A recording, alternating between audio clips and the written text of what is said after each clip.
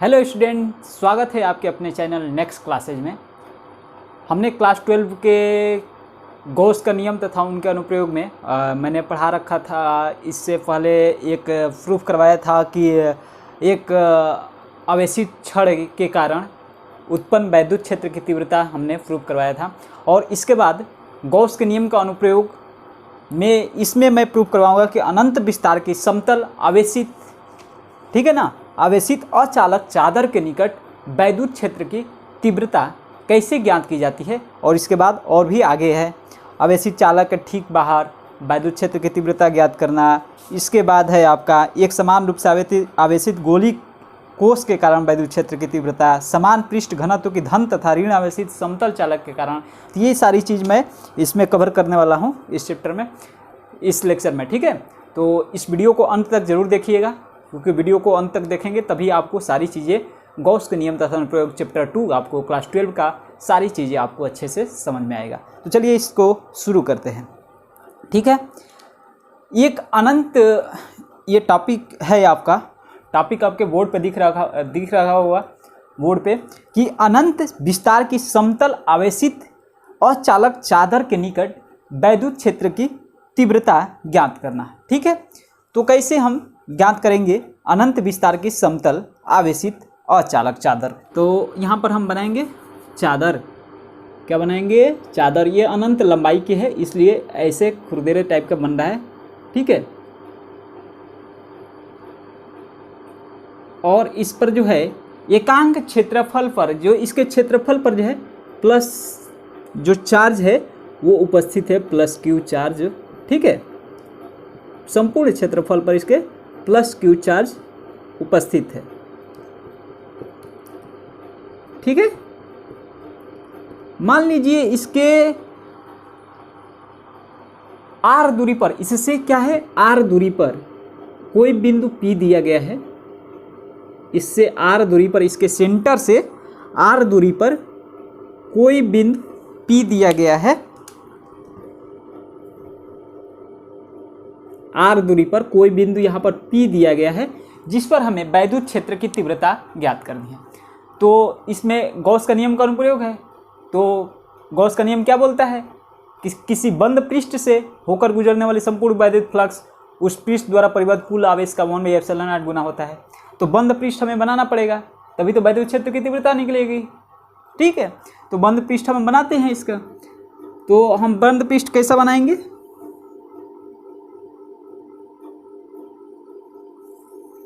कुछ ऐसे बनाएंगे।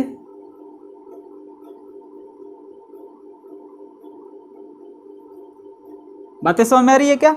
कुछ हम ऐसे बनाएंगे बंद पृष्ठ, इसको डॉट डॉट बनाओ। और एक आपको पीछे भी इसके मिलेगा,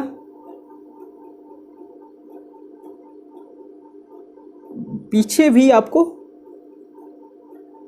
मिलेगा। कैसे? तो ऐसे आपको मैं अभी बता रहा हूं कि ये पीछे कैसे मिलेगा, क्यों मिलेगा, क्यों बनेगा बंद पृष्ठ, ठीक है। देखिए आपकी कोई ये मान लीजिए ये कोई कॉपी है, ठीक है। ये पृष्ठ है, समतल आवेशित क्या है, अचालक चादर है। तो इस पर हमें पहले तो वैद्युत फ्लक्स ∅ E.E हमें फार्मूला लगाना है। तो हम जानते हैं कि जो वैद्युत फ्लक्स निकलेगा यहाँ से, मान लीजिए इस पर पूरा आवेशित चालक है, ये है ना, इस पर प्लस क्यू आवेश वितरित है एक समान रूप से, ठीक है, एकांक इसके क्षेत्रफल पर पूरा। तो ये इधर से भी निकलेगा वैद्युत फ्लक्स और इसके इधर से भी वैद्युत फ्लक्स, दोनों तरफ से निकलेगा। जब दोनों तरफ से निकलेगा, इसलिए क्या यहाँ पर बना है, दोनों तरफ से बना हुआ है, ठीक है ना, दोनों तरफ से हमने बना रखा है।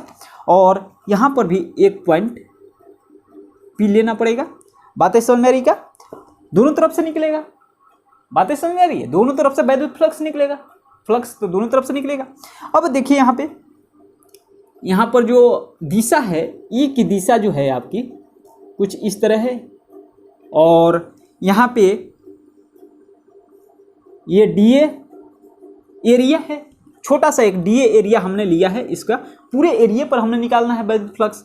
इसमें भी E की दिशा इधर है और DA जो है आपका DA। बातें समझ में आ रही है क्या? लिख लो, ये वेक्टर लगा लो।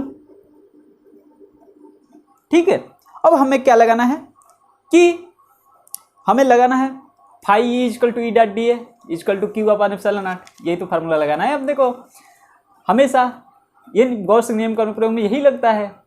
बातें समझ में आ रही? तो हम लिखेंगे कि माना कि, मैं लिख दे रहा हूं, ब्लैक से लिख रहा हूं, एक मिनट। माना कि क्या लिखेंगे पहले, माना कि अनंत विस्तार के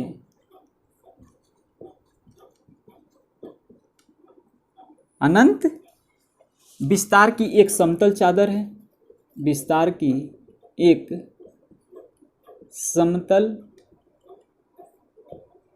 चादर है, ठीक है, जिस पर प्लस क्यू आवेश, जिस पर प्लस क्यू आवेश, जिस पर प्लस क्यू आवेश एक समान रूप से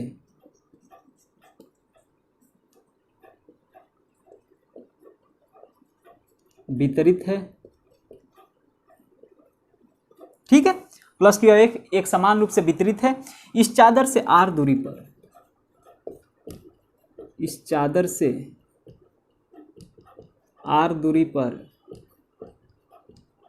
कोई बिंदु P है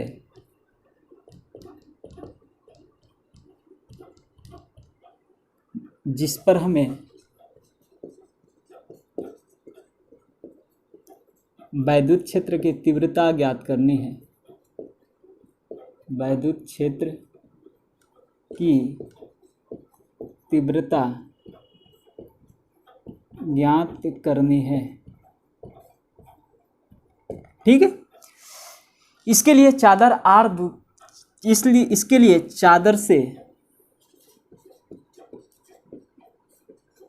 इसके लिए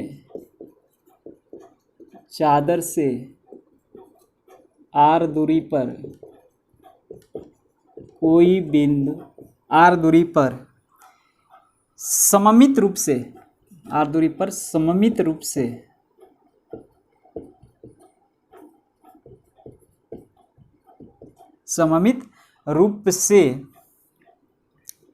एक बेलनाकार पृष्ठ खींचते हैं, एक बेलनाकार पृष्ठ खींचते हैं। ठीक है, जिसे गॉसियन पृष्ठ कहते हैं, जिसे गॉसियन पृष्ठ कहते हैं।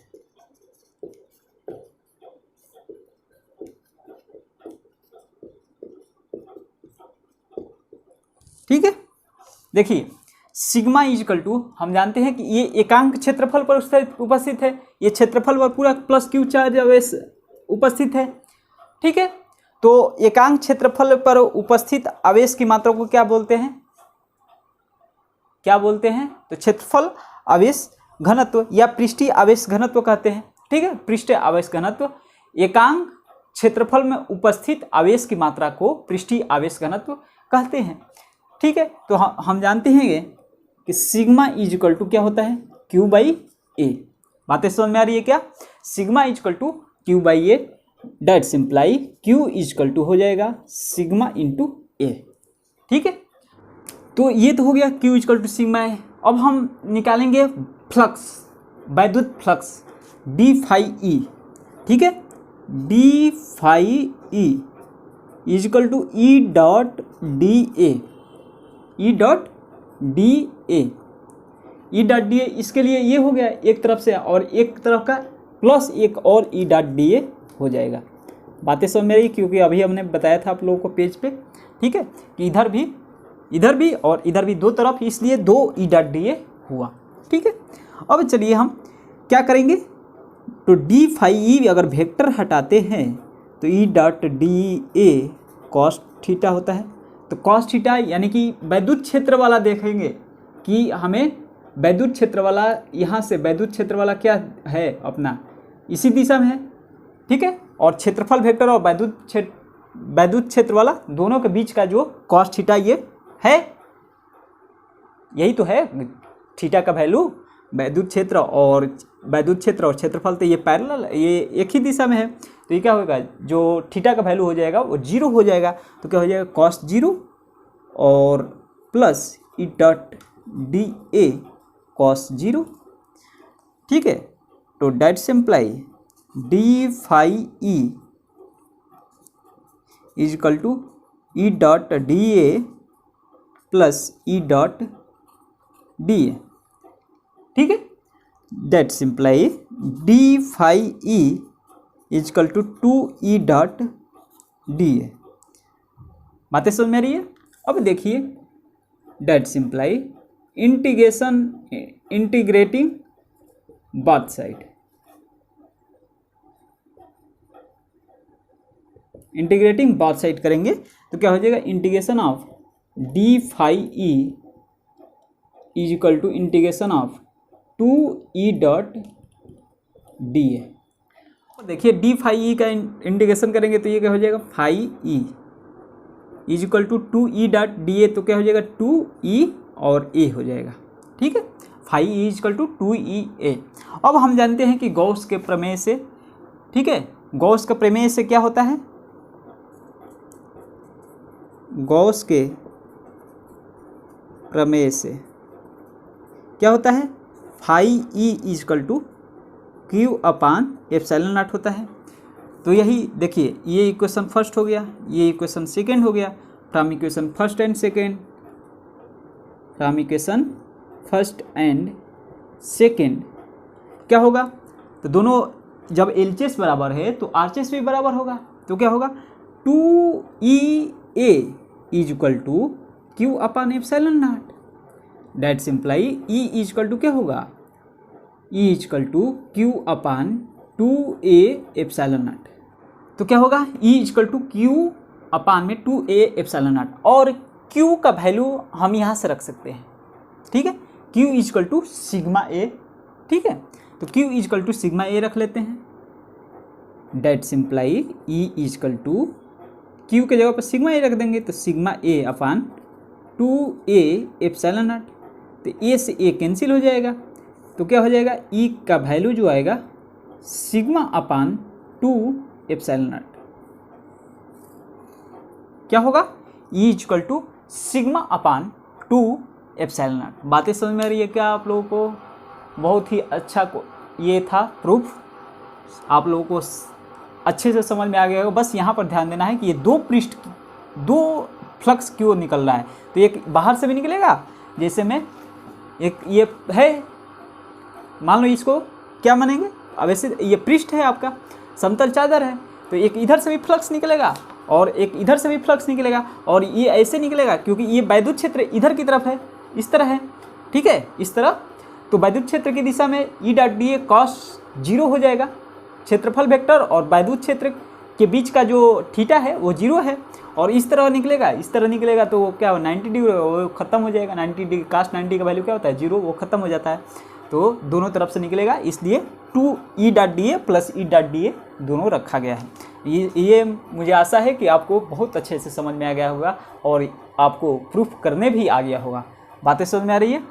चलिए फटाफट नोट कीजिए।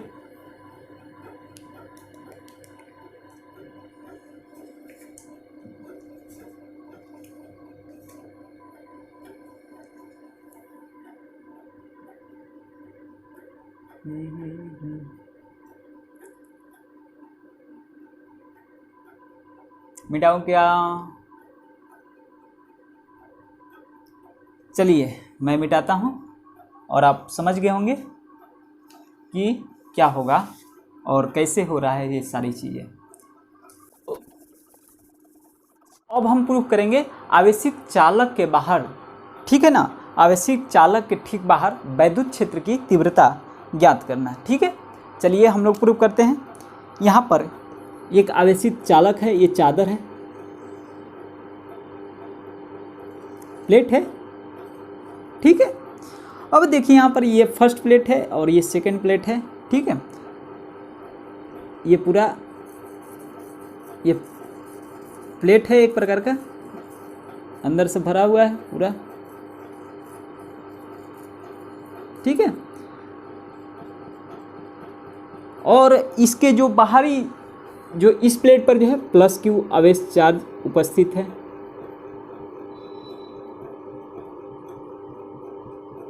इस पर भी प्लस चार्ज उपस्थित है।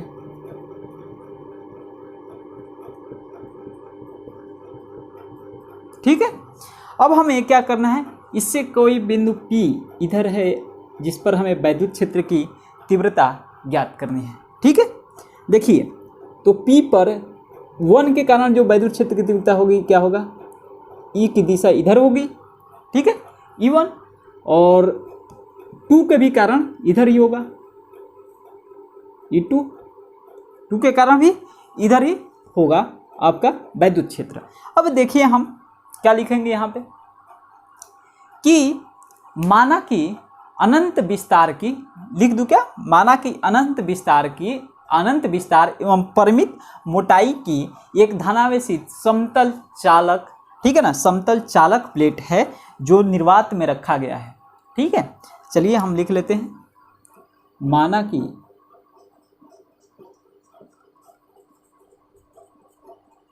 अनंत लंबाई,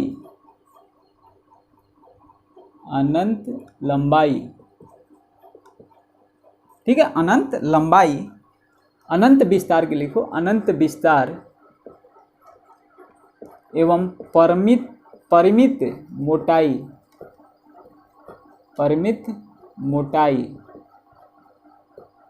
ठीक है, परिमित मोटाई की एक, ठीक है, एक धनावेशित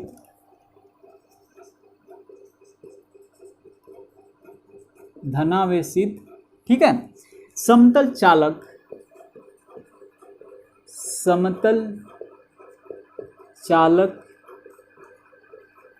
प्लेट है।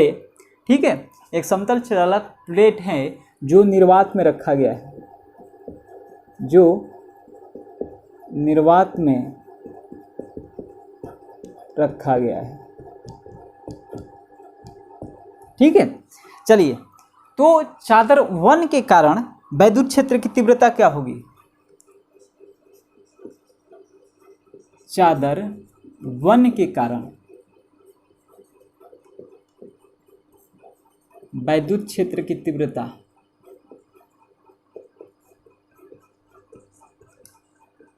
अभी हमने प्रूफ कराया था कि चादर 1 के कारण वैद्युत क्षेत्र की तीव्रता कि E = sigma upon 2 epsilon not, पीछे में प्रूफ कराया था। तो हम यही चादर 1 के कारण, तो इसको हम लिख देते हैं E1 = सिग्मा अपन 2 एप्सिलॉन नॉट। बातें समझ में आ रही है। इसी तरह चादर 2 के कारण वैद्युत क्षेत्र की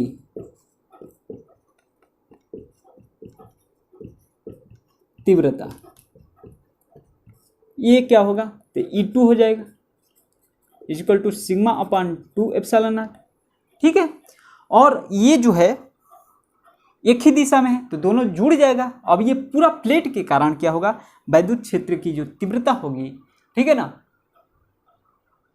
जो समतल चालक के कारण वैद्युत क्षेत्र की तीव्रता जो होगी, ये दोनों जुड़ जाएगा। तो E जो होगा आपका टोटल, E जो होगा, E टोटल जो होगा E1 + E2 होगा। डेट सिंप्लाई E1 का वैल्यू क्या है, sigma upon 2 epsilon not plus sigma upon 2 epsilon not = जो जोड़ेंगे तो क्या हो जाएगा, sigma upon epsilon not. E total जो होगा सिग्मा अपन एप्सिलॉन नॉट। ये भी आप नोट कर लीजिए, फटाफट नोट कीजिए, फटाफट। ठीक है, इसके बाद हम समतल पृष्ठ घनत्व की धन तथा ऋणावेशित समांतर अचालक प्लेटों के बीच तथा बाहर वैद्युत क्षेत्र की तीव्रता हम ज्ञात करने सिखाएंगे। फटाफट नोट कीजिए, ये थोड़ा सा सिंपल था, छोटा सा था, फटाफट नोट कीजिए।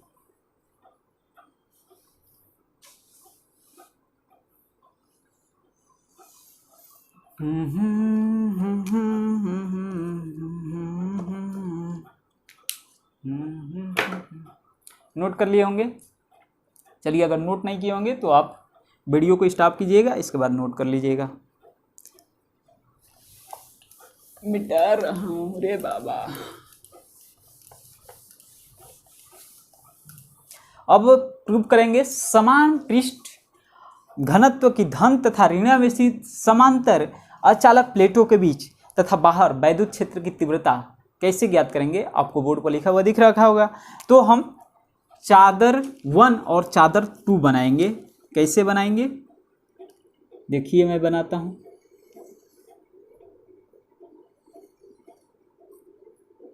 चादर 1 हो गया, ये हो गया आपका चादर 2 हो गया। ठीक है, एक यहाँ पर जिस पर एक पर प्लस चार्ज अवश्य उपस्थित है और एक पर माइनस चार्ज उपस्थित है। ठीक है, इसको हमने 1 नंबर मान लिया, इसको 2 नंबर मान लिया। ठीक है, इस चादर को 1 नंबर और एक को 2 नंबर। एक पॉइंट यहाँ पर P दिया हुआ है जिस पर हमें वैद्युत क्षेत्र की तीव्रता ज्ञात करनी है। तो जो होता है वैद्युत क्षेत्र जो होता है प्लस से माइनस की तरफ जाता है, तो ये वैद्युत क्षेत्र की दिशा जो होगी इधर होगी। ये E1 जो होगी 1 के कारण इधर होगी और 2 के भी कारण इधर होगी। ठीक है, 2 के भी कारण इधर होगी। तो यहां पर देखिए चादर 1 के कारण जो वैद्युत, यहां पर भी हम बाहर भी ले सकते हैं, बाहर एक होगा, यहां पर भी जो होगा चादर 1 के कारण जो वैद्युत क्षेत्र की तीव्रता जो होगी, वैद्युत क्षेत्र जो होगा किधर की तरफ होगा, इधर की तरफ होगा E1, और चादर 2 के कारण जो होगा ये होगा इधर की तरफ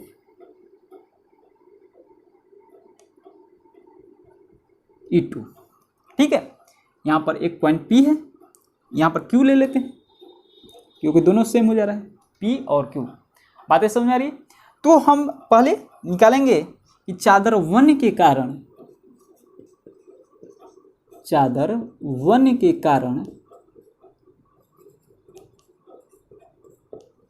वैद्युत क्षेत्र की तीव्रता किस पे निकालेंगे। तो अंदर वाले चादर 1 के कारण वैद्युत क्षेत्र की तीव्रता P पर इस पे अंदर वाले पे, तो क्या होगा E1 जो होगा सिग्मा अपान 2 एप्सिलॉन नॉट होता है। हमने तो प्रूव करवाया था पीछे में। चादर 2 के कारण वैद्युत क्षेत्र की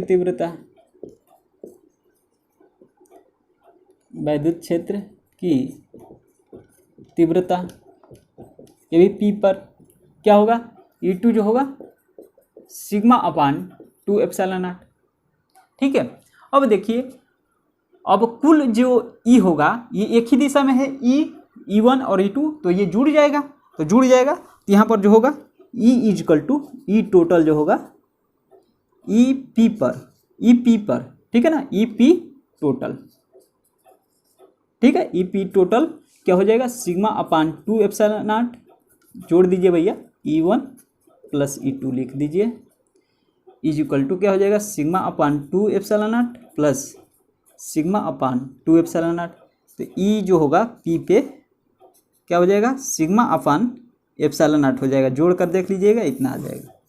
अब देखिए पॉइंट P Q पर आप देखेंगे, पॉइंट Q पर चादर 1 के कारण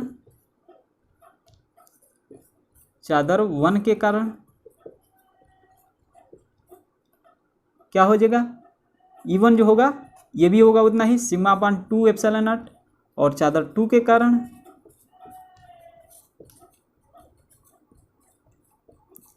E2 जो होगा sigma upon 2 epsilon naught, same ही होगा।